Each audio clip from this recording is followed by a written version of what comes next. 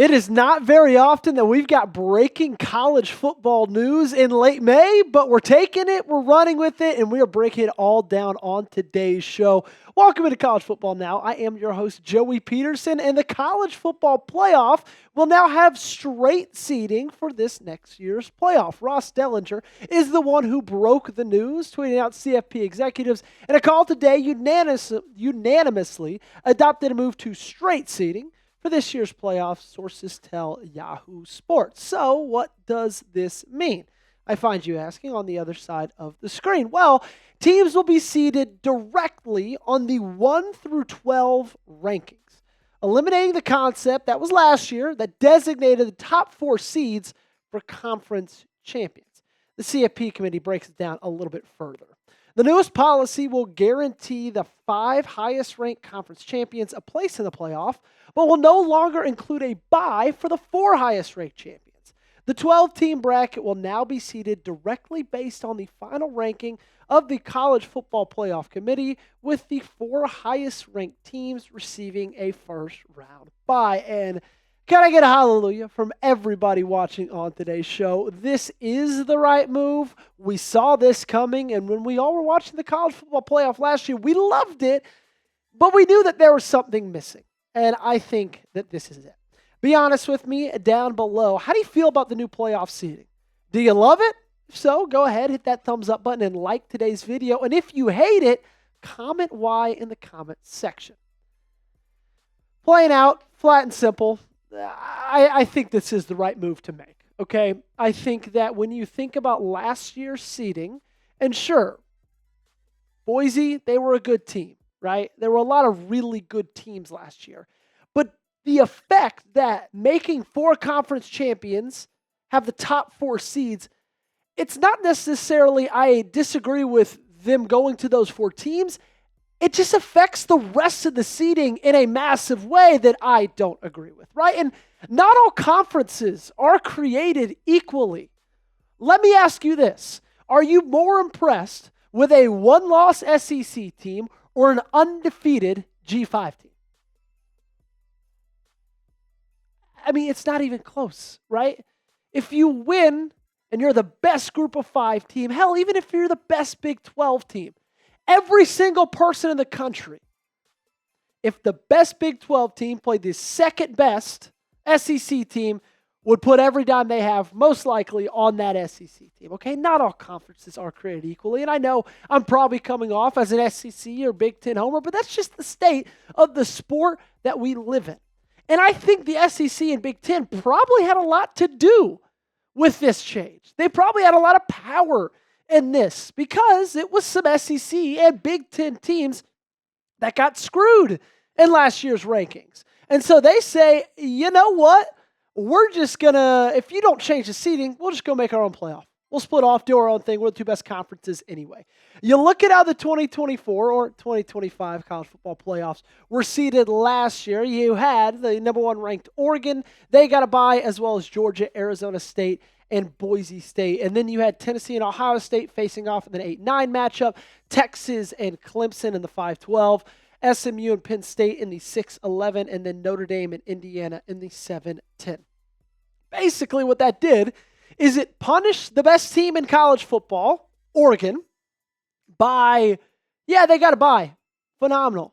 But you know what they had to do after that? They had to play either Tennessee or Ohio State. And we all saw what happened. They ran into an absolute buzzsaw. And then what it did was it rewarded randomly the number 6 seed in Penn State.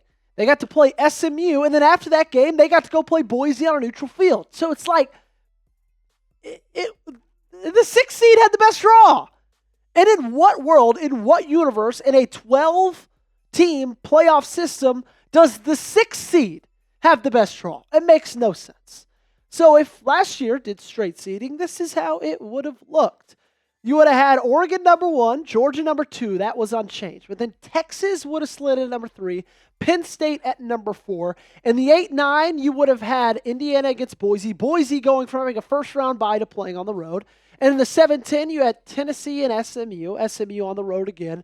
Arizona State would have been going from having a first-round bye to playing on the road against Ohio State, and then Clemson and Notre Dame clashing in the 5-12. this would have been a ton of fun, okay? And I'm not saying that last year's playoff wasn't fun at all. But, like, do you remember the first round games? Not very interesting, were they? Tennessee got their butts kicked. SMU got their butts kicked. Like, it was kind of, we saw the same game. It felt like over and over and over again. And with this next year in the straight seeding, the 1 through 12, I'm really excited to see it play out. I think it's going to be much more entertaining. And also, at the end of the day, I think it's just more fair. Do you think the College Football Playoff Committee made the right move? If you do, show me, prove it to me down below by hitting that big thumbs up button. I'm going to call just like I did right off the top. If you don't, take your chance right now and tell me why in the comment section. So we had some other college football playoff rumors, we'll call these, initially added by Brett McMurphy. He said this will be the final year of the 12-team playoff, with the 2026 playoff expanded to 14 or 16 teams, sources said. So, 12-team, go to 14 or 16. I'm sure that's something they're going to vote on in the next couple of months or over the next 6 to 12 months. And personally, when I look at the playoffs, I don't think they should grow anymore. Now, call me a boomer, call me crazy. I think 12 was honestly a little bit too much of growth. In my opinion, I thought it should have gone to 8. And then maybe after a couple years, we ended up at 12. But I think 12 is the absolute max. Because like after that, if you're letting in the 13 or the 14th or 15th best seeds, do we really think that those teams have a shot? Like, I don't. I don't know how you feel. We know how Matt Rule feels. He thinks this thing should be blown up. Here's what Nebraska's head coach said. The more spots, the better, man. Make that thing 40 and let's go. You're talking about a league that we play 9 conference games where some others play 8. So I think that puts you at an automatic disadvantage. And that's absolutely ridiculous. Expanding the college football playoff to 40 teams would be the worst decision in the history of this game.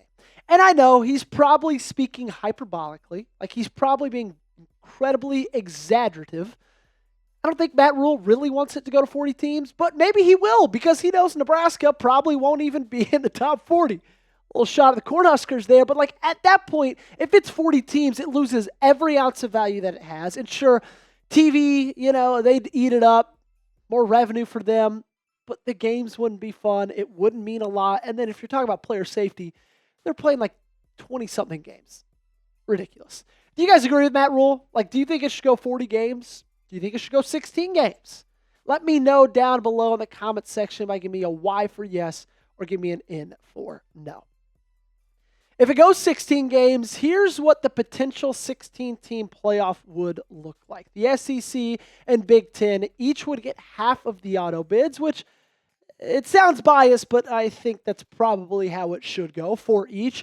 2 to the ACC, 2 to the Big 12, highest ranked group of 6 champion, and then the 3 highest ranked at large. And if you're going to go to 16 teams, I think that's the way you see it. I think that's the way you do it. You got to look at this and think of the fact that the Big Ten and the SEC are in total control. I mentioned it a little bit earlier, but like if they keep feeling like they're getting screwed, if they keep feeling like these playoff seedings are not beneficial to them and their entities, they own so much of the competition in this sport.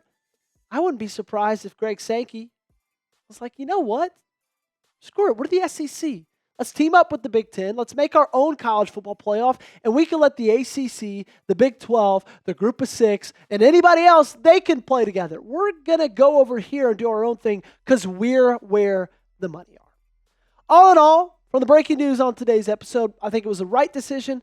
12 seeds, straight line seeding, no automatic bids to the conference, or they get automatic bids, but no automatic top 4 spots for any of the conference champions. I think this sport is moving in the right direction.